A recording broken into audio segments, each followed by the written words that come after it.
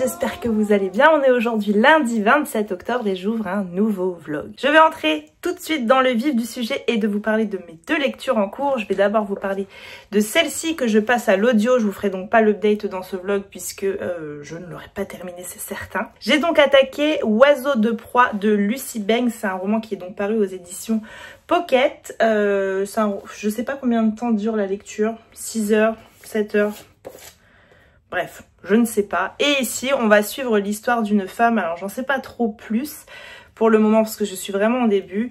Une femme qui se fait donc appeler Robin, qui a changé d'identité parce que elle est sortie de prison. Elle vient de faire 25 ans de prison. Elle vient de sortir et je sais pas pourquoi elle a été en prison. C'est hyper mystérieux ce début de roman. Tu comprends plus ou moins qu'elle a été en prison pour meurtre, mais pour le moment, j'en sais pas plus. Donc voilà, c'est une femme qui sort de prison, qui doit réapprendre à vivre, tout en gardant son identité secrète. Pour l'instant, je trouve l'audio est très bon, très intéressant à suivre. Bonjour. Est-ce que je peux enregistrer mon vlog sans interruption? Ça te fait rire? Bien sûr que ça me fait rire. Qu'est-ce que tu fais? Je prends le sépaille pour couper les ongles du pied. Tu vas couper les ongles du chien? Les griffes. Les griffes. Tu lui fais une petite manicure? Qui a pipe? Il va être ravi.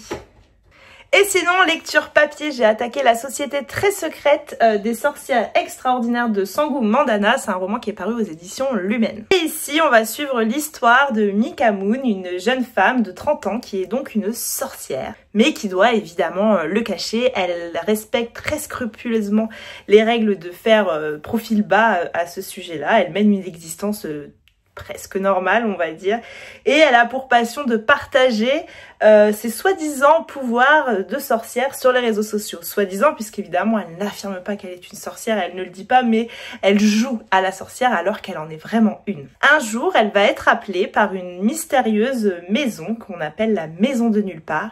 À l'intérieur de cette maison, il existe 3 petites sorcières en herbe qui évidemment ne maîtrisent toujours pas leur pouvoir et on l'appelle à l'aide en fait pour qu'elles viennent les aider à parfaire cette éducation de sorcière. Il y a très prochainement quelqu'un qui doit venir, un notaire qui doit venir dans cette maison de nulle part, et cet homme, quand il va venir, il doit évidemment ne pas y avoir le moindre accident de sorcellerie puisque elle serait aussitôt démasquée. Donc elle vient en aide pour que les jeunes filles parviennent à maîtriser tout ça avant l'arrivée du notaire. Il se passe pas énormément de choses dans ce roman, mais voilà, il y a cette histoire de Mika Moon, cette jeune sorcière qui a 30 ans et que je trouve hyper attachante parce qu'en fait, cette vie de sorcière, ça les contraint à une vie très très solitaire.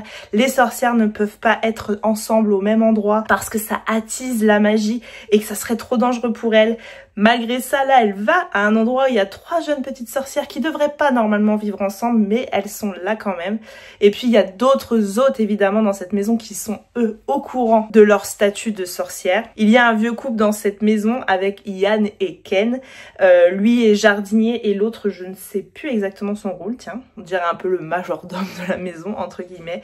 Et puis, il y a également la cuisinière et il y a un bibliothécaire plutôt charmant également dans cette maison.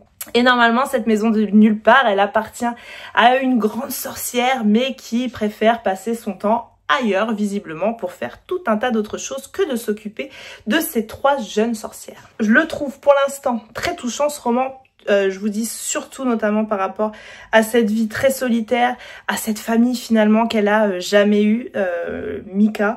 Parce qu'en fait, lorsque une mère met au monde un enfant qui va devenir une petite sorcière, eh bien, elle ne survivra pas, entre guillemets, à sa fille sorcière, c'est-à-dire qu'elle meurt pas forcément au moment de l'accouchement, mais très rapidement, la maman est destinée à mourir. Donc Mika, elle n'a plus sa mère, elle a été élevée par une espèce de tutrice sorcière, évidemment.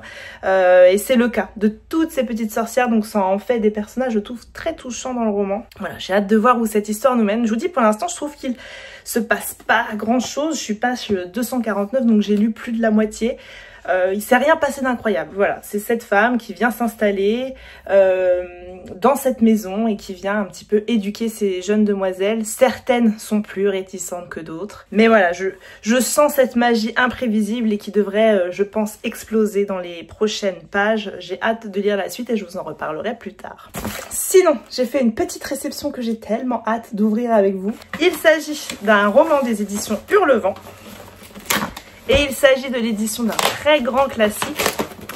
Les éditions Hurlevent se lancent dans cette chouette aventure qui est donc la réédition de vieux romans.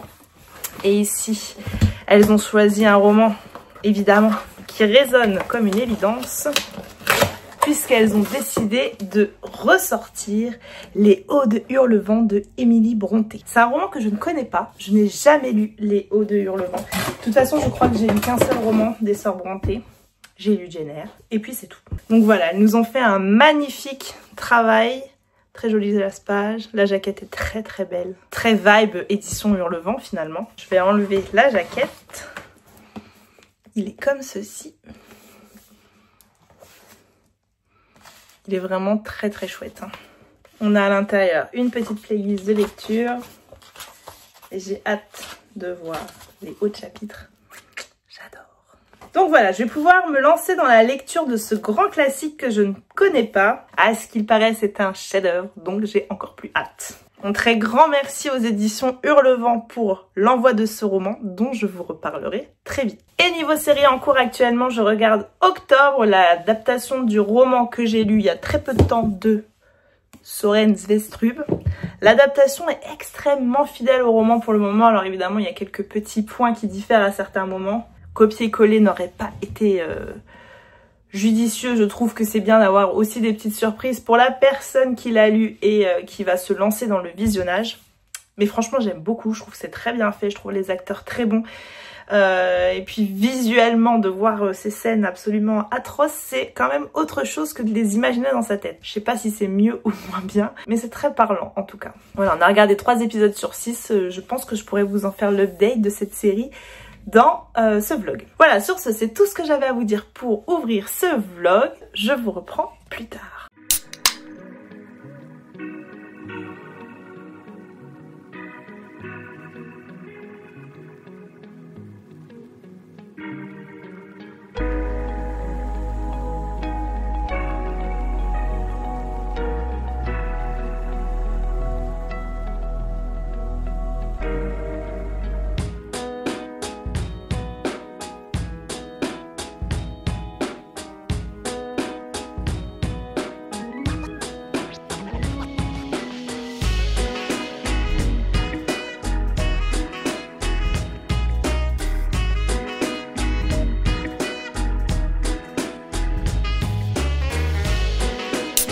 On est... Quel jour sommes-nous?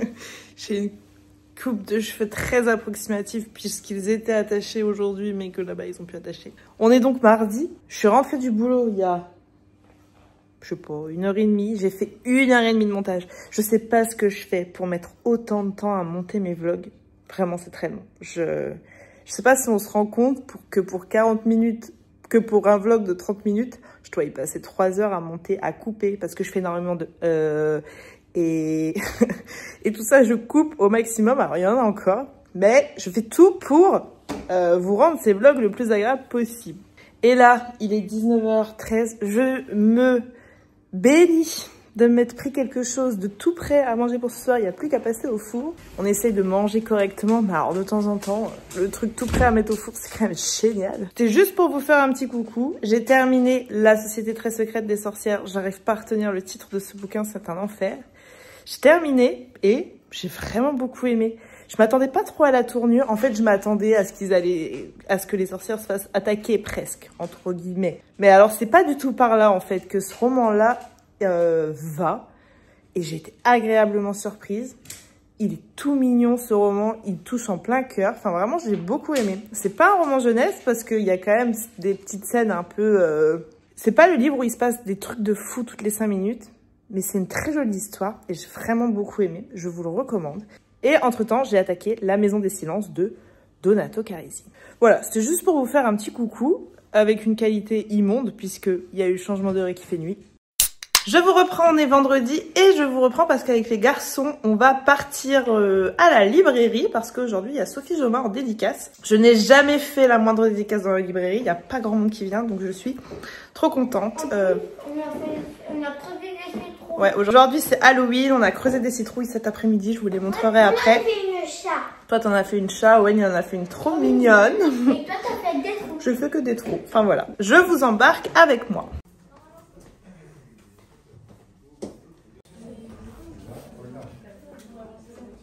Je vais te raconter la blague du pingouin qui respirait par là. Pas si t'as envie. En train de me filmer. Vas-y. Bah en fait, il s'est assis sur la banquise et il est mort. Voilà.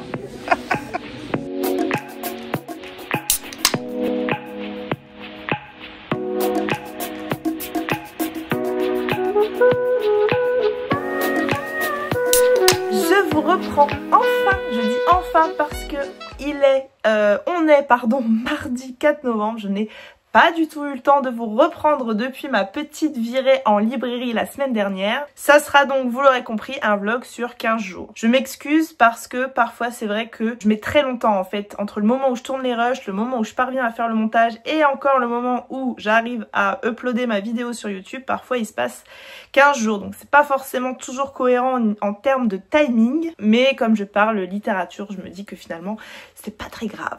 Du coup, en librairie, la semaine dernière, je suis repartie avec plusieurs petites choses. Les garçons ont pris un livre chacun. Bon, Nono m'a pris un mini loup policier. On n'est pas sur de la grande littérature, mais il adore. Owen, lui, m'a pris, mais je ne sais pas où il l'a mis. Je crois qu'il l'a déjà lu et qu'il l'a déjà rangé. Je vous ai parlé de ça dans le précédent vlog des collections Monstres et Légendes. Et il s'est pris celui-ci. Là.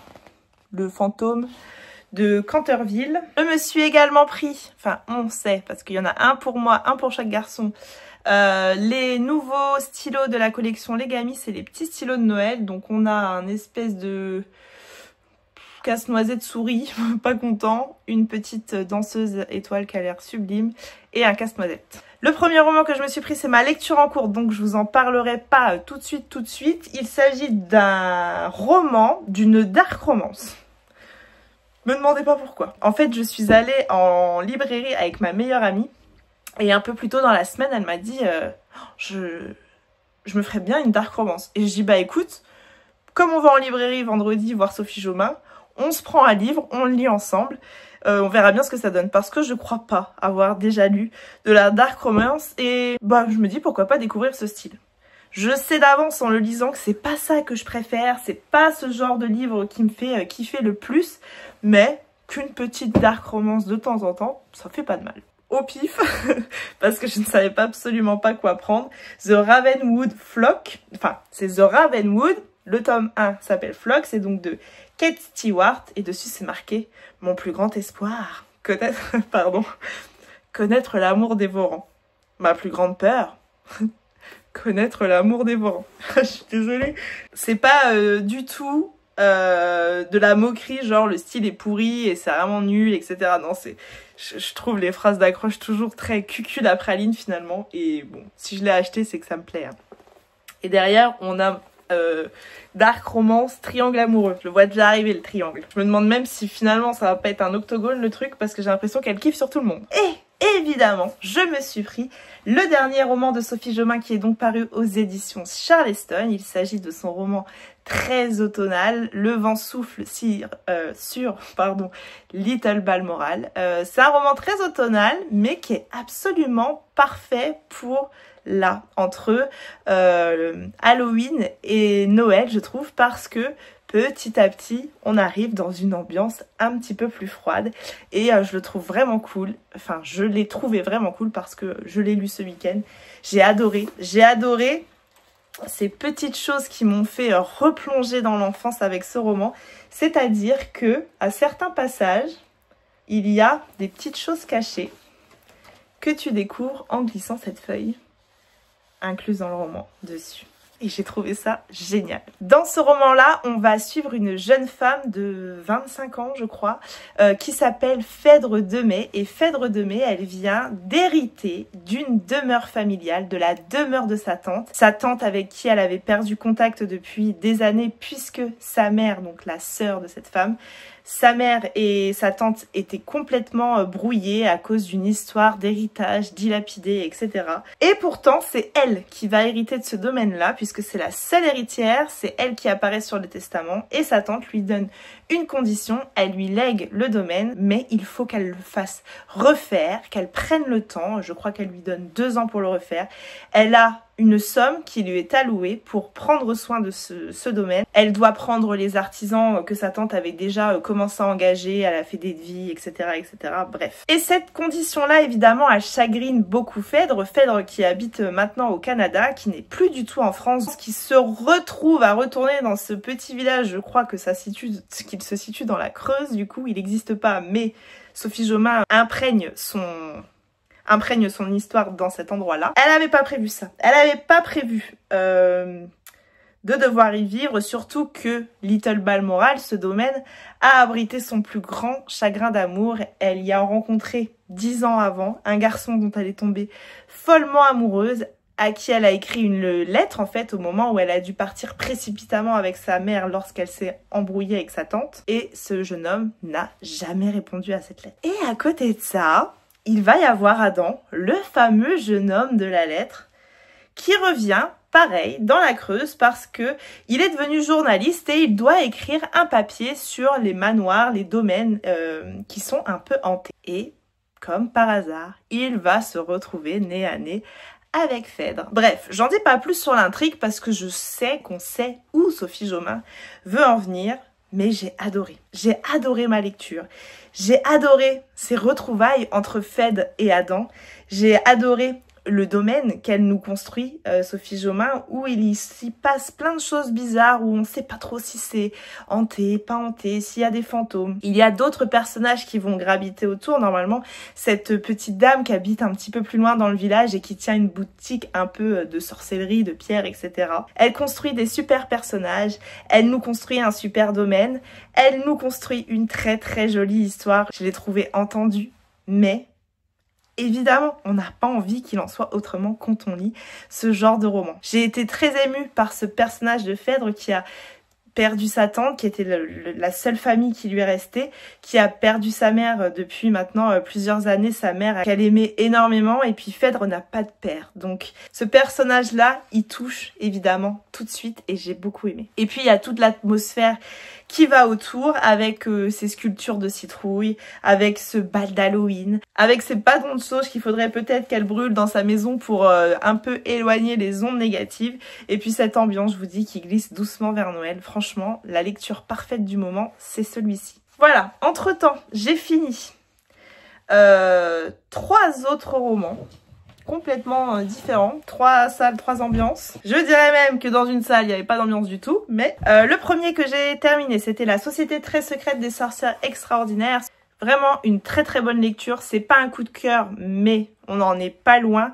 Peut-être parce qu'au début, je m'attendais à toute autre chose, je m'attendais à peut-être une histoire un peu plus fantastique, je m'attendais à peut-être plus de rebondissements. Je pensais pas en fait qu'on allait aller là où l'autrice nous a emmenés. Mais finalement, une fois que j'ai terminé le roman, je me suis dit que c'était une très très belle lecture. Je l'ai mis dans mes coups de cœur de l'automne. Je vous ai partagé un post la semaine dernière sur les romans parfaits pour l'automne et je l'ai mis dedans parce que il correspond à 100%. On est sur une ambiance que j'ai beaucoup aimée. On est sur une histoire qui est très jolie. On aborde des thématiques qui sont lourdes, le poids du passé, le fait d'être orpheline, les enfances compliquées et surtout le fait que quand on est différent, c'est pas toujours facile de s'intégrer. Ensuite, une lecture que je vais mettre en demi-teinte, mais c'est de ma faute. C'est de ma faute puisque j'ai pas lu les autres maisons de Donato Carisi. Ici, on va suivre l'histoire d'un petit garçon qui s'appelle Mathias, qui a 9 ans. Et Mathias, toutes les nuits, depuis plusieurs semaines, il se réveille en hurlant. Il prétend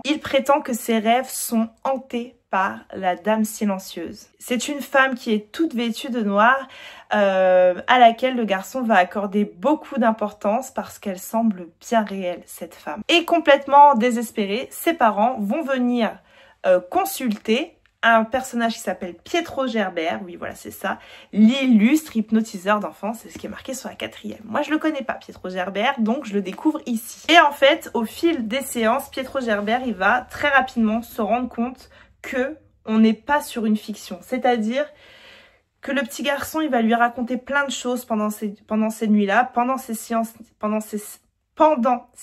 d'hypnose.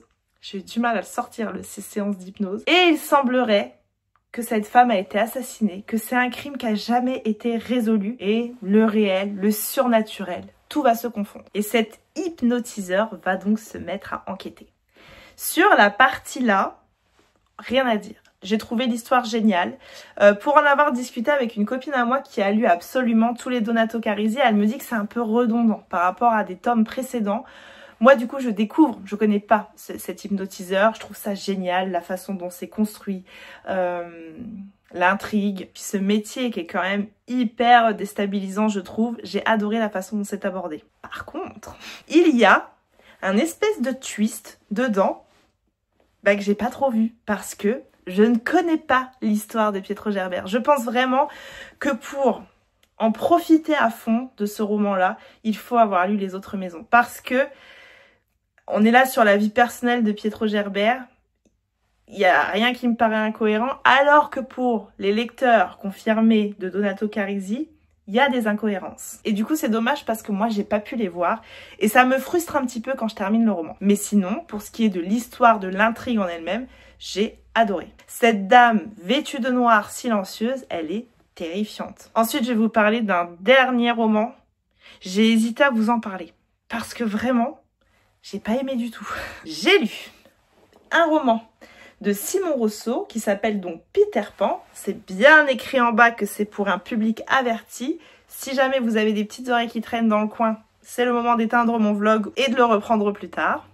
C'est donc dans les éditions Contre-Lire et c'est ce qu'on appelle les contes interdits. J'ai rarement lu un roman qui m'a mis autant mal à l'aise. Il y a deux choses que je peux vous dire sur ce roman-là. En fait, ici, on est sur une réécriture de l'histoire de Peter Pan. Tout ça, j'ai trouvé ça pas mal. J'ai trouvé ça pas mal que Peter Pan, finalement, là-dedans, c'est pas forcément le gentil. Que le capitaine Crochet, c'est le gentil. J'ai trouvé que chaque personnage de l'histoire que l'on connaît bien, il est réutilisé. On lui réattribue un nouveau rôle et j'ai trouvé ça hyper bien fait, hyper intelligent. Ce roman-là, il commence avec des suicides un peu suspects, des jeunes qui se jettent du toit, entre guillemets, avec l'impression qu'ils vont voler, évidemment. Donc là, tu vois le lien avec la poussière d'étoiles, etc., etc. Et il y a une jeune fille qui s'appelle Wendy Gauthier qui va mystérieusement disparaître avec ses deux frères. Ils vont se retrouver sur une espèce d'île perdue et là c'est pas l'île perdue de Peter Pan quoi. Enfin, c'est la sienne mais c'est pas le Peter Pan qu'on connaît. La fée Clochette, c'est une nymphomane. Pardon, je vous jure, j'ai avancé dans mon livre et je me disais mais qu'est-ce que je suis en train de lire finalement. Bref. La reconstruction de l'histoire, elle est pas mal. Par contre, c'est cru, c'est malaisant. Cette fée Clochette, elle m'a mis la gerbe, un truc de ouf. Et puis, il y a des choses que je n'arrive pas à lire. Là, on va parler de viol d'enfants, etc., etc. Et là, c'est des parties qui vraiment m'ont soulevé le cœur. Au dos, c'est écrit « Oserez-vous plonger dans la réécriture la plus sombre et jamais imaginée du conte de Peter Pan ?» Eh bien, c'est exactement ça. C'est extrêmement sombre, extrêmement glauque, extrêmement malaisant. J'ai pas du tout aimé ma lecture. Je sais que je ne lirai plus de contes interdits. J'ai voulu voir, j'ai vu, ils m'ont vaincu. Voilà, et sinon, niveau lecture en cours, je vous l'ai dit, je crois, tout à l'heure, parce que ça fait déjà un bout de temps que je vous raconte ma life, j'ai attaqué une petite dark romance. Je tiens à préciser que j'ai lu ça, puis ça pour me remettre de mes émotions, reprendre un petit truc tout doux. Je vous jure que derrière, ça m'a fait extrêmement bien, ce roman. Et je suis repartie dans du dark. Mais là, on n'est pas sur le même délire que là. Voilà, sur ce, je vous reprends plus tard. Je vous reprends, on est jeudi soir. Je viens de rentrer du travail. Je suis avec Owen qui est très fier d'avoir un nouveau petit cahier pour faire un cahier du lecteur. Le cahier du lecteur. C'est ça, maîtresse qui a mis ça en place. Oui. Je trouve ça trop cool. Elle leur a fait un cahier. Et puis On en fait, va jusqu'au collège, je crois. tout ce qu'ils vont lire. Jusqu'au collège, tu crois que tu auras lu Bah, ça comme livre je au crois, collège? CM2. Je crois jusqu'à CM2, elle a dit. Bref, un chouette truc. En fait, c'est des chroniques, mais version papier pour les enfants. Je trouve ça génial. Je vous reprends pour vous dire que demain, je vous embarque avec moi à Brive. Je pars en week-end avec les copines.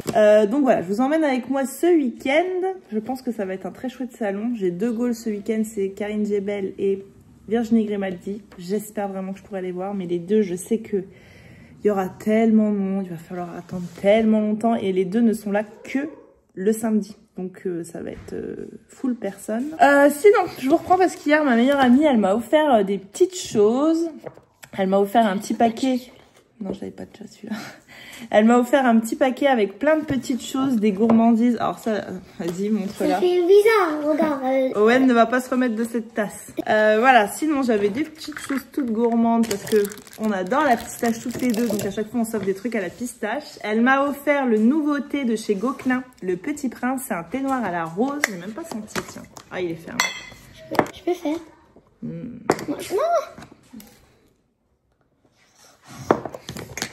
Ça sent la dent qu'elle dort comme dans la cage du lapin.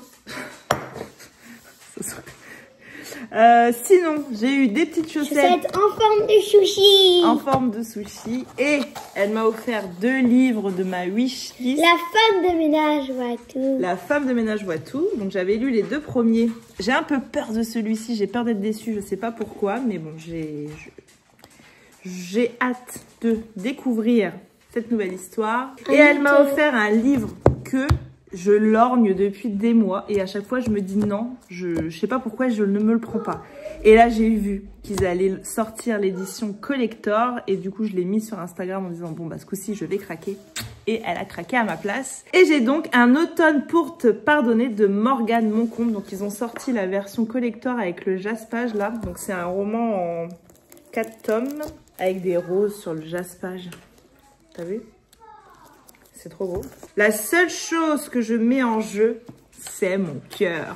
Gnon, gnon, gnon, gnon. Le truc... Regarde comme des bouts. Ah, mais en fait, ça c'est... Ah, mais c'est de l'arnaque, en fait. Là, c'est une jaquette. Mais non, c'est pas une arnaque. Bah si, la jaquette, c'est nul. Elle est trop belle, la jaquette. Mais tout ça, ça fait partie du livre, Owen. Ça, je le garde. Hein. Je mets pas à la poubelle. C'est pas des bandeaux. Hein. Bon. Il est trop beau. Oh là, ils font des bisous. Hein. Ah ouais. Ah ouais. Et l'autre, celle du début, elle est un peu bizarre. Ah, il y a du sang, tu veux dire? Ouais. Enfin voilà, je suis trop contente de ces nouveaux petits romans. Je vous en reparlerai très vite. Sur ce, je vous reprends demain à 5h12 le train. Je vous remets. À demain.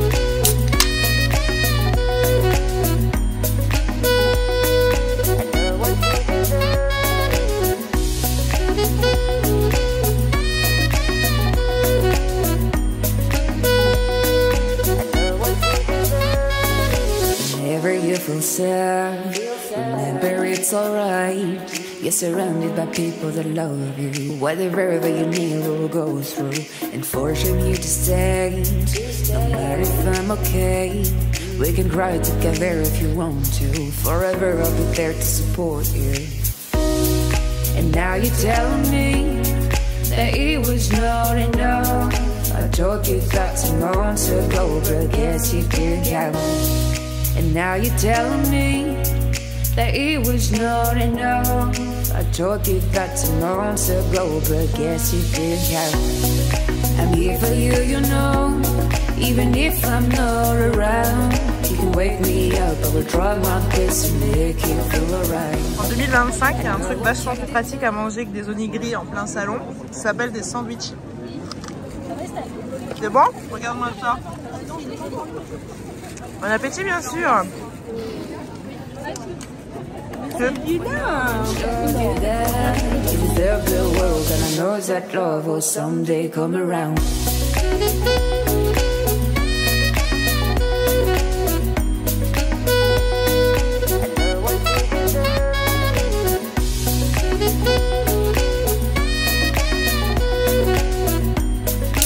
Je vous reprends, on est lundi. Je vous reprends pour venir clôturer ce vlog, mais avant je vais vous faire un petit point sur ce que j'ai pris ce week-end à Brive. Encore une fois, Brive, c'était vraiment un trop chouette salon. Il y avait énormément de monde cette année, mais franchement Enfin, c'est vraiment super. Je trouve que ce salon, il est génial. Il y a quand même énormément d'auteurs. On voit beaucoup de gens, beaucoup de monde. Mais franchement, c'était vraiment trop cool. J'ai pu voir tous les auteurs que je voulais. Donc certains, il a fallu attendre très très longtemps. Mais franchement, c'était vraiment trop chouette. Je vous parle tout de suite de ce que je me suis pris. Le premier roman que je me suis pris, c'est un Virginie Grimaldi, Le premier jour du reste de ma vie. C'est la collection, l'édition spéciale 10 ans, puisque ça fait déjà 10 ans que Virginie Grimaldi a écrit ce roman-là. Je le connais, je l'ai déjà lu, mais je ne l'avais pas dans ma bibliothèque. Quand je l'avais lu à l'époque, je l'avais pris à la bibliothèque, justement. Donc voilà, je me suis dit, je vais me le prendre. Comme ça, il ne me manquera plus rien de l'autrice chez moi. C'est un roman que j'avais beaucoup aimé, comme absolument tous les romans de Virginie Grimaldi. Pour les 40 ans de Rodolphe, Marie a prévu un gâteau, des bougies, une longue liste d'invités et surtout une surprise, elle le quitte. Le jour même, elle affronte toutes ses peurs et embarque sur un bateau de croisière pour faire le tour du monde. Elle y rencontre Anne, désespérée d'avoir trahi le grand amour de sa vie, et la tumultueuse Camille qui cumule les conquêtes et ne croit pas au prince charmant. Loin de leur quotidien, ces trois femmes vont se lier d'une amitié rare, jeter peu à peu à la mer tout ce qui les entrave et se donner une chance d'inventer un nouvel horizon. Pour voir Virginie Grimaldi, faut vraiment avoir envie à Brive. Comme partout, je crois, parce que voilà, c'est quand même une autrice qui est extrêmement demandée. Je pense que en tout et pour tout, on a fait la queue 5 heures pour voir Virginie Grimaldi. Alors on avait de la chance, on était 5. On se relayait, on a pu... Enfin, c'était vraiment une organisation le samedi pour voir les auteurs qu'on avait envie. Si vous pouvez aller en salon à plusieurs, je vous le conseille fortement, c'était très pratique. Mais bon, on a fini par la voir, c'était encore un moment très intense pour moi. À chaque fois que je vois Virginie Grimaldi, je suis extrêmement émue. C'est une autrice qui a énormément apporté dans ma vie. C'est un peu mon antidépresseur annuel, ces romans, et j'étais très très contente de la revoir. Elle est d'une très grande générosité, à l'image de tous ses romans. Donc voilà, si vous n'avez pas lu celui-ci, je vous le conseille. Si vous n'avez pas lu d'autres, je vous les conseille de toute façon absolument tous. Et celui-ci, je le relirai du coup, que je me le suis acheté. Ensuite, je me suis pris... Alors ça, c'était pas prévu. Je me suis pris un Solène Bakowski. C'est une autrice que je ne connais pas, que je n'ai jamais lu. Mais en fait, pour tout vous dire, j'avais pris avec moi ce week-end ce livre-là. La Terre sait, qui est donc un recueil en soutien à l'association Le Rire Médecin. Et donc dedans, en fait, chaque auteur a un court texte disant ce que représente la Terre pour lui. Et du coup, dans ce livre-là, j'avais Solène Bakowski. Et quand j'ai discuté avec l'autrice, je l'ai trouvée tellement sympa. Et elle avait plein de choses, en fait, sur sa table. Elle a écrit plein de choses. Elle a écrit des livres sous ce nom-là. Et puis sous un autre nom, je me souviens plus. Je crois que c'est un truc genre Charlie White ou un truc comme ça. Et je vois qu'elle a du thriller. Je vois qu'elle a du feel-good, très feel-good. Et je vois qu'elle a... l'entre-les-deux. Voilà, je pense que c'est un roman qui commence dans le sombre et qui va nous tirer vers la lumière. Donc voilà, je me suis pris, il faut beaucoup aimer les gens. J'ai hâte de découvrir la plume. En tout cas, l'autrice est très sympa. J'étais ravie de la rencontrer. Ensuite, c'était pas prévu non plus, mais je me suis fait embarquer par Estelle. Enfin, elle m'a pas beaucoup forcée. Je suis allée rencontrer Emily Blaine, je la connaissais pas non plus. Et pareil, sur sa table, il y avait plein de romans de Noël. Je me suis dit pourquoi pas. Et au début, je me suis dit je vais être raisonnable, je vais acheter un poche. Et puis là, j'ai vu qu'Alhomme est un Écossais. J'ai dit ok, je prends. Un vrai rigide, réservé, intransigeant, il mène sa vie comme il dirige le château familial, aujourd'hui transformé en hôtel de luxe avec une rigueur implacable. Bref, je vous lirai pas toutes les quatrièmes, j'ai très envie de découvrir la plume d'Emily Blaine. Et voilà, celui-ci m'a fait extrêmement envie. Pareil, l'autrice elle est hyper gentille. Donc voilà. Ensuite, pareil, pas prévu non plus en jeunesse. J'ai vu ce roman passer plein de fois sur Instagram. Je ne sais pas si vous le savez, mais le renard, c'est mon animal fétiche. Je l'adore, je l'aime par-dessus tout. Et du coup, je l'avais vu passer plusieurs fois, ce roman-là. Et je suis allée faire dédicacer un livre pour les garçons. Je les ai pas là d'ailleurs, les livres pour les garçons, je vous les présenterai pas. Un livre de Maxime Fontaine, je leur avais pris un exemplaire à Mulhouse. Donc du coup, je suis allée leur chercher la suite. Et à côté de Maxime Fontaine, il y avait cette autrice-là. Et je vois ce roman, donc je m'approche. Elle me l'a si bien pitché qu'il m'a fait extrêmement envie. C'est donc de... comment elle s'appelle l'autrice? Alix Naudot-Guillerme, autrice et illustratrice. Donc voilà, j'ai craqué pour celui-ci. Le tome 2 vient de sortir et elle m'a dit qu'un 3e tome verra le jour également. Ensuite, pour ma meilleure amie, j'ai acheté un Karine Djebel. J'ai pris le tout nouveau recueil qui va sortir fin novembre, qui était déjà à Brive, donc j'étais ravie parce qu'elle a tous les Karine Djebel. Donc c'est son autrice préférée et je me suis dit, je peux rien lui ramener. Et il y avait celui-ci, donc j'étais trop contente. Ceci, c'est un recueil de nouvelles. Il est beau, hein. Donc voilà, c'est beaucoup de nouvelles qui sont déjà connues, c'est vraiment une sorte de best-of et je crois qu'il y a quelques inédits à l'intérieur. Donc voilà, je vais lui offrir celui-ci à ma meilleure amie. Moi, normalement, je vais le recevoir des éditions Pocket qui m'ont contacté pour me le proposer. Donc vous le reverrez normalement passer sur mes vidéos. Et quoi qu'il arrive, si je le reçois pas, j'irai me le chercher parce que je le trouve absolument incroyable. Et chez Karine Jebel, moi j'ai pris celui-ci. C'est un que je n'ai pas lu, j'en ai lu que 6 de Karine Jebel. Donc j'ai encore le choix sur sa table parce qu'elle en a écrit énormément. Donc voilà, je me suis prise Satan était un ange. De trajectoire, de ligne de fuite, hier encore. François était quelqu'un, un homme qu'on regardait avec admiration, avec envie. Aujourd'hui, il n'est plus qu'un fugitif tentant d'échapper à son assassin, qui le rattrapera où qu'il aille, quoi qu'il fasse. Paul regarde derrière lui, il voit la cohorte des victimes qui hurlent vengeance. Il paye le prix de ses fautes, l'échéance approche. Dans la même voiture, sur une même route, deux hommes que tous semblent opposés et qui pourtant fuient ensemble leur destin différent. Rouler droit devant, faire ce qu'ils n'ont jamais fait, puisque l'horizon est bouclé, autant tenter une dernière percée flamboyante. Voilà. Très gentille Karine Jebel, j'étais également ravie de la rencontrer. Donc ça c'était prévu, en fait il y avait que le Grimaldi et le Karine Jebel qui étaient prévus, le reste c'était pas prévu.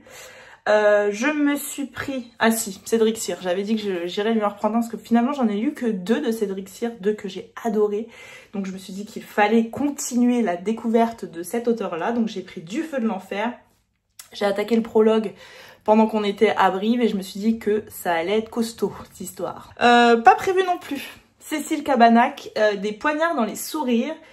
Le polar français tient sa nouvelle virtuose du réalisme criminel. Très très sympa aussi, Cécile Cabannac. En fait, dans ma palle, j'ai le tome 3 de cette petite chose-là que j'avais reçue des éditions Pocket. Donc je me suis dit qu'il était temps que je lise enfin Cécile Cabannac. Et donc commencer par le début, c'est mieux. Donc voilà, je me suis pris Des poignards dans le sourire. Faut savoir que ce week-end, ma banque m'a bloqué ma carte bancaire. Je crois que je comprends pourquoi. Et j'ai également pris un livre de Barbara Abel. Celui-ci n'est pas pour moi, c'est pour ma belle-mère qui voulait absolument ce roman-là. Donc j'ai été lui chercher. Ici s'arrête le monde. Il a l'air absolument incroyable aussi. Et pareil, Barbara Abel, hyper sympa. Je m'en suis pris un autre, mais c'est ma lecture en cours. Je vais aller le chercher. Ensuite, pour terminer avec Flo et Estelle, on s'est pris celui-ci donc de Laurie Forêt, qui est une Bookstagram, enfin qui est plutôt connue pour le moment pour Bookstagram, qui est le pseudo The Pumpkin Library. Voilà, on a été lui chercher son roman, son premier et nouveau roman qui vient donc de paraître. Quoique ça fait peut-être déjà quelques semaines quand même. Aux éditions Erol, on est sur un cozy mystery avec un mélange de Agatha Christie, Jane Austen, enfin bref, tout ce que j'aime. On a attaqué ça avec les filles. Moi j'ai beaucoup lu dans le train hier, donc je me suis arrêtée à la page 228, je vais le terminer aujourd'hui. Et pareil, j'ai adoré rencontrer l'autrice, elle est hyper sympa. J'ai adoré le début de ce que j'ai lu. Je pense que j'ai démêlé le pourquoi du comment, mais c'est pas grave. C'est pas grave parce que je trouve la plume très bonne. Je trouve qu'on est sur un vrai cozy mystery avec beaucoup d'humour, ce fameux suspense, tous ces personnages bien travaillés. Et puis elle nous fait quelques petites tirades que j'ai trouvées hyper touchantes, enfin qui m'ont vraiment pris à la gorge. Donc voilà, je suis très très surprise d'autant aimer ce cozy mystery. Je savais que j'allais aimer, je sais pas pourquoi, mais je le sentais bien. Mais là vraiment, je passe un excellent moment, mais je vous en parlerai dans le prochain vlog. Et j'avais également amené avec moi ça, Le pire des Noëls. C'est un recueil de nouvelles, là c'est pour, dont les fonds là sont reversés au centre de transcription et de l'édition en braille. Il me manquait quelques auteurs, bon il me manque toujours quelques-uns, mais ce week-end j'ai pu le faire dédicacer à Alexis Leipsker, Bernard Minier et Éric Giacometti. Donc voilà, c'est toujours l'occasion en fait d'aller voir les auteurs sans forcément leur acheter des choses puisqu'on ne peut pas tout acheter. Je pense que c'est déjà pas mal pour ce week-end. Mais voilà, si jamais vous allez en salon, je vous conseille de partir avec des recueils parce que ça vous permet d'aller les voir, d'échanger. Ils ont toujours l'air très contents de vous dédicacer les recueils. Donc voilà. Voilà, et puis aux garçons, j'ai pris un petit livre chacun, mais ils les ont embarqués, je ne sais pas où ils les ont mis, donc je pourrais pas vous les montrer pour cette fois. Enfin voilà, je vais clôturer ce vlog ici avec ce week-end à Brive, ce week-end qui était vraiment génial, je leur dis une fois de plus. Génial parce que le salon est génial, parce que les personnes avec qui j'y vais sont absolument géniales, parce que les auteurs et autrices qu'on y voit, ils sont absolument géniaux, tous autant qu'ils sont. Donc voilà, j'ai passé un excellent week-end. Brive, c'est vraiment une foire que je vous conseille. C'est une très grosse foire, il y a beaucoup de monde, pas mal d'attentes, mais C'était vraiment cool. Voilà, sur ce, je vais clôturer ce vlog ici. Comme d'habitude, j'espère qu'il vous a plu. Comme d'habitude, n'hésitez pas à prendre le temps de liker, commenter, partager votre instant de visionnage sur les réseaux sociaux. Moi, je vous reprends très vite pour un prochain vlog. Je vous fais des bisous. À bientôt. Bye.